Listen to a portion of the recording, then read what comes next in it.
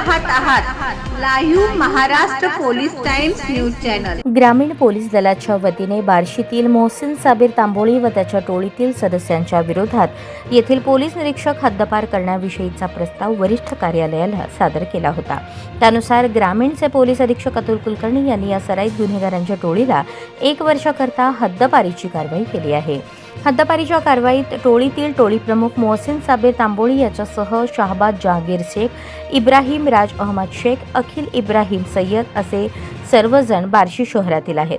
टोळी प्रमुख व टोळीतील सदस्यांना सोलापूर जिल्ह्यासह बार्शी तालुक्यात दहशत माजवून खंडणी मागणे, घातक हत्याराचा वापर करून जबर इच्छापूर्वक दुखापत पोहोचवणे, महिलांची छेडछाड करणे, जातीवाचक शिवीगाळ करणे, दमदाटी करून जीवे ठार मारण्याची धमकी देणे यासह अनेक गंभीर स्वरूपाचे गुन्हे टोळीतील सदस्यांवर टोळीने संघटितरित्या एकत्र येऊन तर कधी टोळीचा सदस्य म्हणून स्वतंत्ररित्या गुन्हे करून सामाजिक स्वास्थ्य बिघडवले आहे।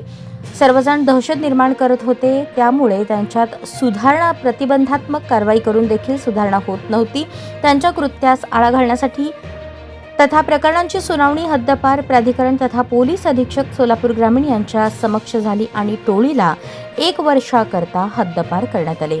ही कारवाई ग्रामीण पोलीस अधीक्षक अतुल कुलकर्णी यांनी केली असून अप्पर पोलीस अधीक्षक प्रीतम यावलकर, उपविभागीय पोलीस अधिकारी अशोक सायकर, पोलीस निरीक्षक संजय जगताप, स्थानिक गुन्हे शाखेचे पोलीस निरीक्षक बालाजी कुकडे व अन्य पोलीस अधिकारी, पोलीस अंमलदार यांनी कामकाज केले आहे।